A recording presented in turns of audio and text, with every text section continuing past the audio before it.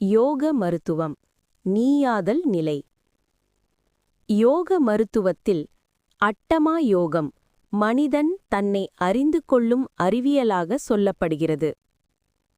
இயமம், நியமம், ஆசனம், பிராணாயாமம், பிரத்யாகாரம் இந்த 5 நிலைகள் புற யோகம் என்று வகுக்கப்பட்டுள்ளன.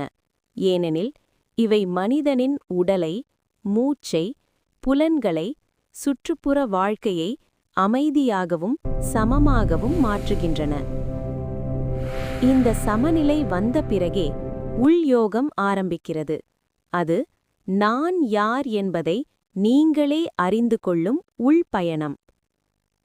ஒரே நினைவை எந்தவித இடையூறு சிந்தனையும் இல்லாமல் 12 அல்லது 16 முறை தொடர்ந்து பிடித்தால் அது தாரணை. அதே நிலை ஆழமடைந்தால் அது தியானம். அதே நினைவு 12 அல்லது 16 தியானமாகத் தொடர்ந்தால் அது சமாதி. அங்கே நினைப்பவன் மறைந்து நினைத்தது மட்டும் நிற்கிறது. அந்த நிலையில் மனிதன் உணவால் அல்ல, மூச்சால் வாழ்கிறான்.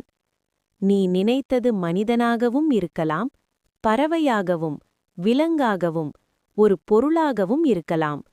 அதுவே நீயாதல் நிலை.